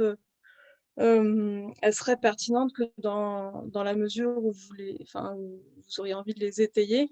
Mais il me semble que se contenter de citer voilà, ce concept de logocratie, je ne sais pas dans quelle mesure c'est opérant. Et à cet égard, je vous invite à lire les analyses, les critiques du linguiste suisse Patrick Sériot, justement, qui a un peu déconstruit ces lieux communs, en fait, sur la langue soviétique. Et de la même façon, quand vous parlez de discours officiel, peut-être que ça vaudrait le coup d'expliquer, en fait, ce que cela recouvre, pour mieux comprendre, il me semble, dans quelle mesure il y a divergence, convergence, etc. C'est pas forcément une notion qui va de soi, en fait, le discours officiel. Qu'est-ce que ça implique? Voilà, bon, ce serait juste des suggestions, si je peux me permettre. Merci encore. Merci beaucoup pour votre question et pour ces remarques qui sont très riches. Et c'est vrai que oui, je connais bien l'ouvrage de Dobrenko. Et c'est vrai que Alain Besançon et Michel Heller, qui critiquent totalitaire des années 70-80, c'est assez daté. Je les ai un peu, j'aurais dû monter un peu plus sur. Bon, je dois avouer que cette petite partie de présentation du discours officiel est assez synthétique et assez pas du tout exhaustive, et que c'est effectivement une question qui est complexe, et aussi complexe que le réalisme socialiste, qui mérite d'être présenté de façon plus complète. Je me permets juste de vous mettre une référence de Marietta Chudakova, un article, un très très long article qu'elle a écrit sur la langue soviétique. Vous parlez souvent de Kancellarit, et justement, peut-être que vous le connaissez déjà. Novoy Raboty, je crois. Oui, je pense oui. Oui. La langue de la civilisation d'élite, je crois, le titre. Mais voilà, et là c'est beaucoup plus, l'analyse est beaucoup plus fine et subtile que justement ces espèces de lieux communs de Besançon. Enfin, voilà, si vous connaissez, c'est très bien. Ouais, non, c'est vrai que j'ai pas fait la meilleure sélection de références pour cet exposé, je suis désolée. Mais merci beaucoup pour votre remarque. Et pour votre question, donc, à quel point est-ce que cette divergence était consciente? Alors, je dirais, encore une fois, pour l'instant, c'est juste une hypothèse qu'il faudrait que j'explore en réduisant de mémoire. Mais je dirais qu'elle était consciente parce que l'un des articles, donc un article de Grossman, Ukraine des Ivrev, datant de 1943, a été refusé de publication par Krasnaya Zvezda. Il a dû le faire publier dans l'organe du comité juif antifasciste, et uniquement en yiddish, ce qui restreignait beaucoup la circulation du document. Donc il y avait quand même conscience des limites à poser, à la façon dont il pouvait représenter la persécution des Juifs. Et est-ce que le refus de l'article a été motivé explicitement? Il a été refusé. Alors après, oui, il faudrait retrouver peut-être les chances de correspondance avec la rédaction de Krasnaya Zvezda pour voir comment est-ce que ce refus a été motivé. Donc, je vais pas. C'est une hypothèse. Parce que j'imagine, je connais pas le sujet, mais j'imagine que les articles pouvaient être refusés pour plusieurs raisons, pas forcément par rapport à l'identité juive. Donc, est-ce que dès lors qu'un article est refusé, est-ce que forcément Grossman avait conscience que c'était par rapport à ça, ou c'est une question que je me pose.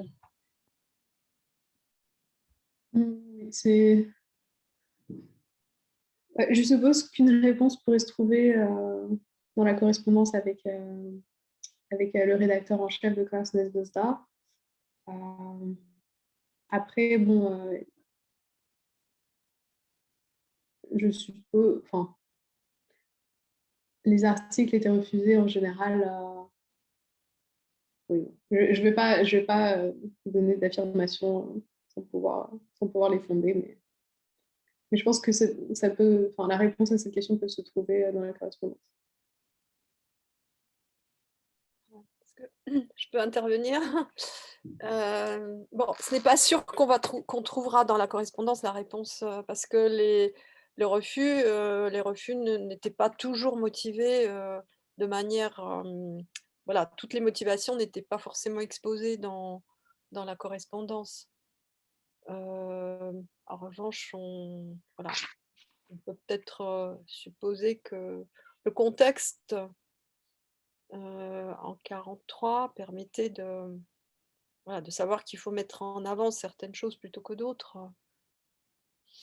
Enfin, je ne sais pas, mais dans l'enfer de Treblinka, il est question de Russes, même pas de soviétiques, hein, de Russes, Russkие отомстят.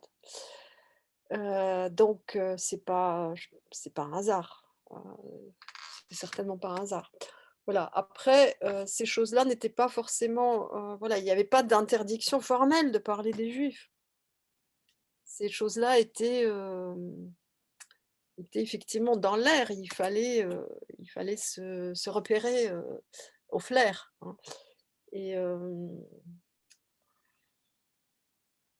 voilà, mais étant donné le contexte antisémite de l'époque, on peut supposer que Grossman savait un petit peu à quoi s'en tenir quand même. Enfin, il parle d'ailleurs il parle de l'antisémitisme dans l'armée, dans ses carnets de guerre. Enfin, ce thème est présent. Et puis, je crois qu'il en parle dans Vie et Destin, si mes souvenirs sont bons. J'avais une autre question. Oui, non, mais je laisse d'abord la parole aux autres. Puis...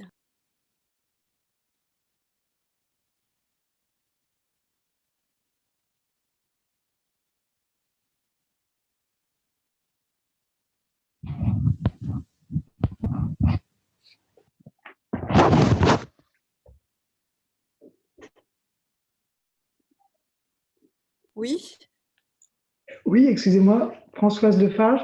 J'ai une remarque tout à fait naïve en tant que lectrice de Grossman, mais pas du tout spécialiste. Je remercie beaucoup Marina Gousseff pour ce travail remarquable et je veux dire son travail pour dépasser cette idée simpliste de rupture, de passage d'un homme à un autre et d'une conception à une autre. J'ai deux petites remarques d'étonnement par rapport à mon côté lectrice naïve. C'est que d'une part, pour moi, Vie et Destin, par rapport aux questions qui se posent sur savoir si Grossman a justement été conscient ou pas. Je veux dire, il me semble que justement, Vie et Destin, ce qui m'a frappé en le lisant, c'est que les personnages qui sont mis en scène, pour certains, dont je ne me souviens pas les noms, font justement ce cheminement et ont cette prise de conscience progressive du régime et de l'idéologie à laquelle ils sont soumis et du contexte dans lequel ils vivent et que petit à petit ils émergent. Donc pour moi, c'est exactement une sorte de mise en scène dans son livre de ce que lui-même est en train de vivre. Donc c'est une première remarque et il le montre de façon multiple à travers différents personnages. Et deuxième remarque, j'ai été étonnée sur les carnets de guerre qu'ils ne soient pas cités tout au début, je veux dire, dans les écrits, parce que c'est quand même un texte extraordinaire. Et deuxième chose, qu'on parle simplement d'allusions à des viols, à des choses négatives qui se sont passées au sein de l'armée rouge, parce que ce qui m'a frappé en lisant ces carnets, c'est justement la violence des actes qui étaient posés avec des viols de colonels, de généraux sur des petites filles, des choses de genre qui sont vraiment noir sur blanc dans les carnets de guerre et qui sont d'une violence absolument inouïe. Et j'avais été très étonnée en les lisant que cet homme ait le courage d'écrire ça pendant, je veux dire, les années où il suivait l'armée rouge. Donc, bon, voilà, c'est tout. J'arrête là, c'est des remarques lectrice lambda. Merci beaucoup pour vos remarques. Donc, par rapport à la première remarque, c'est vrai que peut-être que vous faites allusion au personnage de Victor Stroum, le physicien qui est victime de l'antisémitisme d'État et qui ensuite va signer une lettre de dénonciation et qui a été présenté par plusieurs critiques comme étant une sorte de double de Grossman. Donc notamment sa mère également est assassinée par les Einsatzgruppen. Donc c'est possible qu'il ait en quelque sorte inscrit sa trajectoire dans celle de ce personnage. Mais bon, après, ça reste une interprétation. Mais c'est une très bonne remarque. Il me semble aussi que, en quelque sorte, le commissaire Krimov, qui est arrêté et torturé par le KGB, fait également une sorte de cheminement dans ce genre-là. Et pour les carnets de guerre, alors, moi, j'ai lu l'édition de 1989 et j'ai pas vraiment le souvenir de... Alors, c'est vrai qu'il y a des passages très intéressants sur les événements extraordinaires, donc sur les tentatives d'automutilation, d'insubordination, de désertion, qui sont déjà assez subversifs. Donc, le fait de noter tout ça dans ses carnets avait quand même, sachant qu'il ne pourrait pas le réutiliser dans ses articles, donc ça pose un certain nombre de questions, mais j'ai pas le souvenir de description vraiment graphique de viol de soldats sur des populations civiles. Je sais qu'il fait référence aux compagnes de guerre, donc aux femmes servant dans l'armée qui étaient forcées de devenir des compagnes des officiers. Je ne pourrais pas vous dire quelle est l'édition que j'ai lue, je n'ai pas le temps de la chercher là dans ma bibliothèque, mais en tous les cas, le souvenir que j'ai, peut-être c'est un faux souvenir, mais je ne pense pas, c'est le souvenir d'un gradé qui se débrouille pour être seul avec je dis une petite fille parce qu'elle est mineure, quoi. Je veux dire, et c'est parfaitement clair dans le texte. Alors, peut-être je fais une erreur, hein, mais vraiment, parce que c'est quelque chose qui m'avait énormément choqué et qui m'avait surtout interpellé, que cet homme arrive à écrire ça noir sur blanc alors qu'il est correspondant et qu'il est aussi, il soutient l'armée rouge qui est en train de délivrer l'Europe. Hein. Il y a différents aspects voilà. Mais je vérifierai. Oui, j'irai voir, j'ai entendu au texte pour essayer de retrouver ce passage, parce que c'est vrai que c'est, comme vous dites, c'est très... Alors, Anne Coutan nous écrit aussi, qu'elle a aussi le souvenir de cette scène et que les soldats arrivent dans une famille et violent la petite. Il me semble. C'est vraiment dans Carnet de guerre et effectivement, c'est pour ça quand ça a été évoqué tout à l'heure, j'avais été énormément choquée par cette scène. Elle est réelle, elle existe. Grossman a vraiment mis... j'ai trouvé aussi qu'il y avait une forme de courage quand d'écrire cela.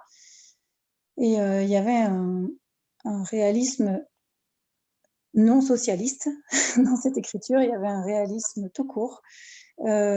Oui, j'ai une vieille édition de Carnet de guerre, très vieille. Je ne l'ai pas non plus sous les yeux, je suis navrée, mais je confirme, je suis quasiment sûre aussi que ça existe.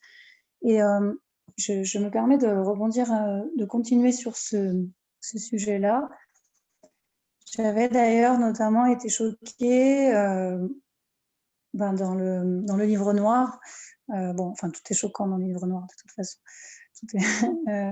Mais j'avais l'impression que Grossman et Ehrenburg, je ne sais pas qui pourrait me répondre sur cette question, c'est toujours resté en suspens pour moi, mais j'avais l'impression que Grossman était beaucoup plus objectif, c'est-à-dire beaucoup plus critique à l'égard de l'armée soviétique, et enfin pas beaucoup plus, un peu plus en tout cas, en filigrane toujours, parce que c'est la seule manière pour lui d'exprimer les choses, je crois, que Ehrenburg. Je trouve que justement dans les carnets de guerre, Grossman a témoigné finalement de l'existence de la cruauté des deux camps, des deux côtés. Donc, ce n'est pas manichéen, ce n'est pas que d'un côté des bons et du côté des méchants, du côté des méchants et du côté des bons qu'il y a enfin, le bien et le mal.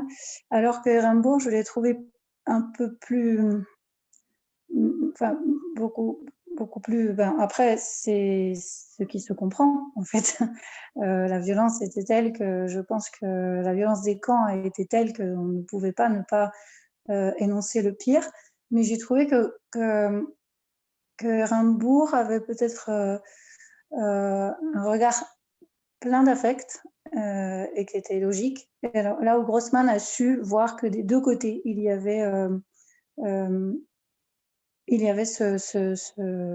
cette cruauté, en fait. Voilà. Je sais pas trop, et je suis toujours restée un petit peu dans l'incertitude par rapport à ça. Je sais pas si vous pouvez répondre, si vous avez lu, si vous avez pu analyser ça, ou je sais pas. Merci. Merci beaucoup pour votre remarque. Et donc, j'irai revoir dans les carnets de guerre parce que ça me paraît bizarre que moi-même, je n'ai pas le souvenir de ces scènes. Je les ai lues il y a 2 ans, mais bon, quand même, c'est quand même des scènes assez marquantes pour que je m'en souvienne normalement. Alors, j'ai pas encore eu l'occasion de lire le livre noir, mais je compte le faire dans les jours à venir, très honnêtement. Mais votre question m'a fait penser à d'autres articles d'Ehrenburg que j'ai pu lire publiés dans la presse soviétique, notamment dans Kamougne, qui sont, c'est vrai, plus peut-être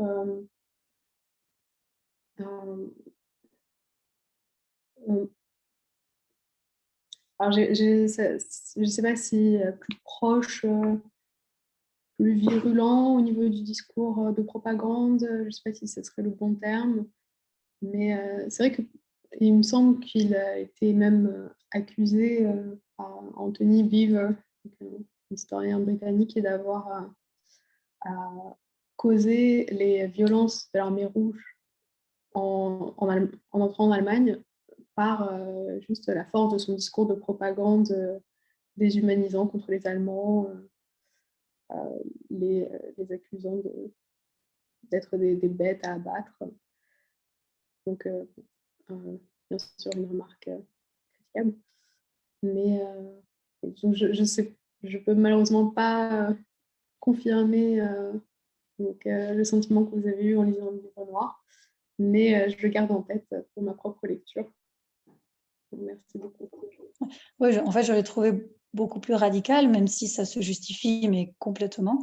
Et en fait, c'était juste... D'ailleurs, dans le livre noir, tous les témoignages sont terribles. Donc, de toute façon, c'est pas dans le livre noir qu'on voit la différence, mais c'est vraiment justement dans l'intertextualité entre le livre noir et le fait que Grossman, donc, il est capable de donner l'autre... de mettre la cruauté aussi un petit peu de l'autre côté, même si c'est, comme vous avez dit, vous avez raison, c'est très peu apparent. Hein. Cette scène de viol, c'est assez court en réalité, mais elle existe. Voilà. Merci pour la parole. Alors, d'autres remarques ou questions? Oui. Oui, bonjour. Merci Marina pour votre communication. J'ai une petite question de lectrice ou remarque. Je me souviens que Grossman, il répète plusieurs fois, c'est comme remarque de Grossman, sur le маленькое добро. Donc, il répète ça plusieurs fois comme dans les moments pivotants, dans le moment difficile, en phase de violence. Il s'adresse à soi-même ou adresse à quelqu'un, à lecteur peut-être. Donc, je n'ai pas formulé les questions normales. C'est plutôt comme une remarque. Qu'est-ce que vous pensez ou pensez-vous de ce concept de Grossman? Parce que après la lecture, je garde cette réponse. Comme маленькое добро, которое может как-то изменить мир. Merci pour votre question. C'est en effet aussi on va dire, l'un des premiers éléments qui m'avait marqué en lisant Grossman. Et alors, moi, je l'ai vu un peu comme une nouvelle, on va dire, une nouvelle un nouveau système éthique qui oppose à l'idée d'un bien commun et à l'idéologie communiste. Oui, je suis d'accord avec vous parce que oui, c'est ça. C'est comme la réponse totale au cet concept de bonté générale. De bonté Voilà. pour tous qui est fausse, en fait. C'est des fausses et des vraies. Oui, parce que c'est l'idée qu'il ne peut pas y avoir de bien commun et que la seule façon, parce que tout est permis pour assurer le bien commun, que le seul bien qui existe, c'est les actions entre individus non motivées par des questions politiques ou religieuses. En tout cas, c'est le souvenir que j'en ai.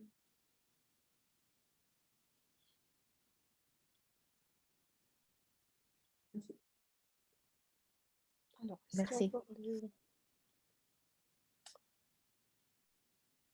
Est-ce qu'il y a encore des questions?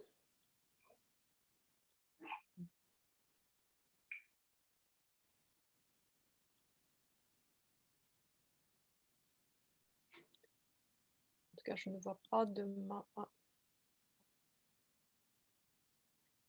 Non, alors... Oui, quelqu'un veut dire quelque chose? Quelqu'un veut encore intervenir? Je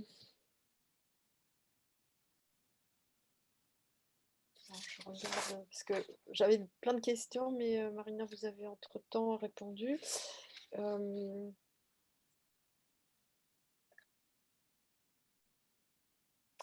Oui, peut-être par rapport à la... Peut-être qu'on peut revenir très rapidement sur la question sur le discours de la rupture ou le paradigme de la rupture. Il me semble justement... je vais vous laisser la parole, mais qui semble justement être porté par des... remarquez, non, parce qu'il y a Todorov dedans. Qui semble porté par des critiques plus traditionnelles et progressivement se fissure avec, vous avez cité quand même les Paevetsky et Razanov qui sont des spécialistes du modernisme ou du postmodernisme. Voilà, et je pense que lorsque Todorov parle de conversion, hein, ce qui est quand même très fort, et qui nous renvoie encore une fois à Tolstoï, n'est-ce pas, et à la critique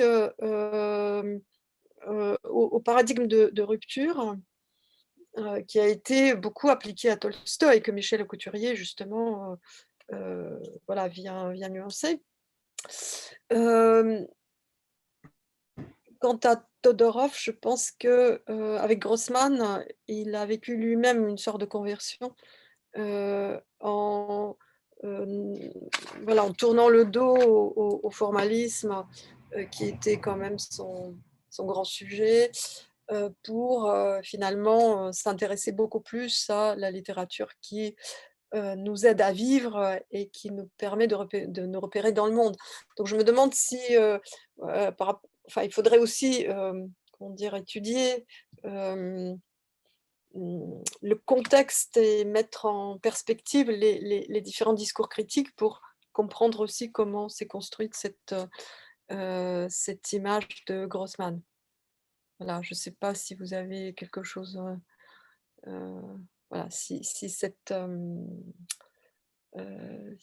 ça vous parle, ce que je suis en train de dire. Et je pense que... Marina, vous voulez répondre ou Je pensais que vous vouliez ajouter quelque chose. Bah, c'est, je sais Juste pas, une remarque, une question, mais si vous... oui. Voilà. C'est une remarque très intéressante et c'est vrai que finalement, j'ai peut-être pas assez exploré l'historiographie de la critique parce qu'en plus, Grossman a pu être, donc la réception de Grossman a pu différer, déjà différer dans le temps. Donc il est connu, le Grossman de Vieil Destin et de Toupas est connu en Occident à partir de 1970-1980. Il arrive que plus tardivement en URSS. Et puis surtout, même après la publication de Toupas en 1970, donc l'institution littéraire en URSS, au lieu de le désavouer, va juste continuer à alimenter l'image du Grossman pour une juste cause d'un écrivain soviétique traditionnel. Ce qui fait oui, enfin, c'est une question très intéressante. Donc aussi, oui, voir comment la rupture est vue par l'historiographie russe, par les critiques russes. Oui, peut-être que ça nous apprend aussi quelque chose sur effectivement l'évolution de la critique littéraire et voilà, du processus littéraire. Et je vais laisser la parole à Françoise Defarge. Oui, excusez-moi, je voulais juste préciser quelque chose, rebondir sur ce qu'avait dit une de mes collègues en parlant de Malenké Dabro. Parce qu'il y a Marc Crépon, que sûrement Marina Gousseff connaît bien, qui a écrit Le consentement meurtrier et qui a beaucoup réfléchi donc, sur ce que peut être la morale au XXIe siècle, un philosophe qui travaille à Normal Sup. Et justement, il cite abondamment, enfin, il cite très souvent Grossman. Et cette notion de bien qui n'est pas le bien universel, etc., mais une notion qui peut être fondatrice aujourd'hui. Voilà, c'est un bouquin très intéressant. Marc Crépon, Le consentement meurtrier. Merci beaucoup. J'ai noté la référence. Je ne savais pas du tout qu'il connaissait Grossman. Donc j'irai voir. Merci beaucoup.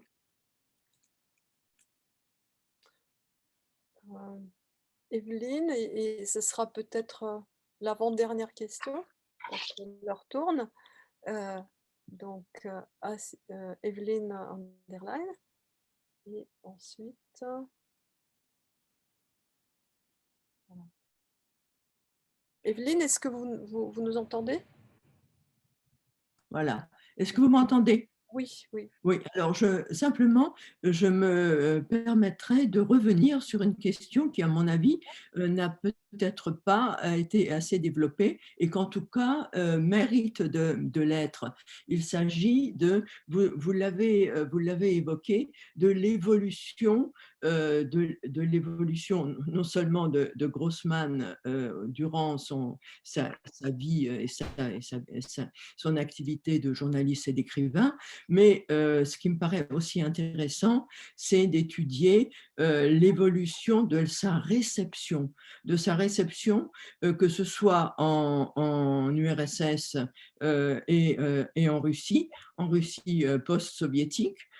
Quelle est-elle à l'heure actuelle, par exemple, hein, ça me paraît aussi être important à l'heure de la réécriture de l'histoire, et d'autre part, sa réception et la réception de sa critique en Occident, parce que je crois, et ça c'est aussi lié à la réception de Ehrenburg, sur lequel on s'est quand même en Occident très largement trompé. Il me semble bien que maintenant on ait compris qu'il s'agissait d'un agent double et cela expliquerait quand même sa position extrêmement molle vis-à-vis de la doxa soviétique de l'époque.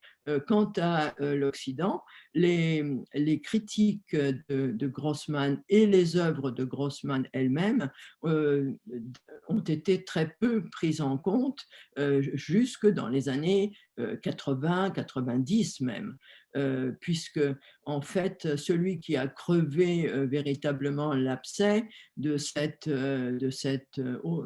quand même très large auto-illusion sur la nature du régime soviétique et du traitement des juifs, le problème de l'antisémitisme, etc. Tout cela avait été complètement tenu sous silence jusque, enfin, pendant les années 50, 60, voire.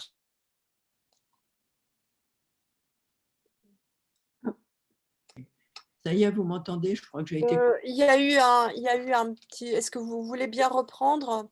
Oui, oui, parce que mon Internet est un peu instable. La dernière phrase. Je voulais dire que l'importance en Occident et en France en particulier de l'influence des intellectuels français très très indulgents vis-à-vis de l'Union soviétique, et les mensonges qui étaient répandus ont empêché, en tout cas gravement influencé sur la réception de ces œuvres en Occident, jusque dans les années 80-90. Voilà. Oui, ce que je voulais encore annoncer, c'est que lancer à la discussion, c'est que celui qui a véritablement fait sensation en Occident, c'est Solzhenitsyn, bien avant Grossman, si je ne me trompe. Voilà, ce que je voulais annoncer. On peut en discuter. Merci beaucoup pour vos remarques. Alors, pour la question de quelle est la réception de Grossman maintenant en Russie, je sais qu'il n'est pas... il n'y a pas eu, par exemple, d'anthologie de ses œuvres publiées après la chute de l'URSS. Ce n'est pas l'auteur le plus étudié et il est souvent... donc, la plupart des travaux que j'ai trouvés portant sur lui traitent de la guerre, de la représentation de la guerre dans Vie et Destin et dans Pour une juste cause. Très peu de choses sur l'esthétique réaliste socialiste. Mais peut-être un peu plus d'attention quand même pour l'œuvre de Grossman d'Avant Vie et Destin par rapport à l'Occident. Déjà parce que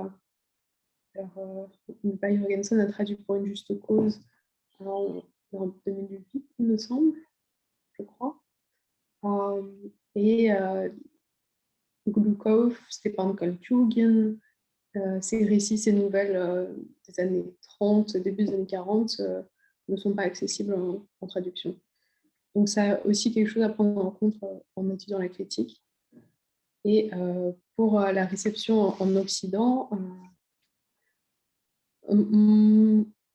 alors, donc, vos remarques sont très intéressantes.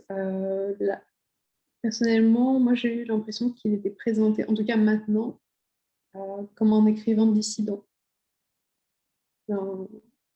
C'est l'idée que, c'est l'impression que j'en ai eue. Moins connu que Solzhenitsyn, ça c'est sûr. Solzhenitsyn reste vraiment, je pense, l'un des écrivains soviétiques les plus connus en France, en tout cas de la deuxième moitié du XXe siècle. Donc oui, c'est en effet une question très intéressante. Merci beaucoup. Je peux peut-être rajouter que que Kalman Levy envisage de rééditer, enfin racheter les droits sur les œuvres de Grossman déjà traduites, donc à l'âge d'homme, et une réédition est envisagée, ainsi que quelques autres textes complémentaires. Donc voilà, il y a un renouveau, enfin il va y avoir une actualité Grossman, sans doute en 2022. Voilà, si tout va bien, hein, parce qu'aujourd'hui c'est difficile de savoir ce qu'il en est. Bien, bah, écoutez, il est 19 h. Merci à tous pour ce débat passionnant, en plus. Et merci à Marina. Voilà, et donc nous vous donnons rendez-vous le 1er avril. Hein, Rodolphe, corrige-moi si je me trompe. On va dire que oui. Non, je vais regarder, attends. Oui, je crois que là, on a eu un rythme très soutenu, un exposé par semaine. Oui, 1er avril. Voilà, et donc ça va continuer, et ce sera d'ailleurs la dernière séance de l'année. Le 1er avril, nous entendrons Jean-Philippe Jacquard, qui est notre collègue de Genève, sur voilà, divers aspects de la modernité du début du XXe siècle. Donc on va faire un petit retour en arrière et terminer sur voilà, c'est une histoire de la littérature qui se promène dans le temps, hein, c'est pas une histoire linéaire, et on va continuer comme ça. Merci beaucoup à tous. Bonne soirée. À bientôt. À bientôt. Merci beaucoup. Merci, au revoir. Au revoir. Au revoir, merci.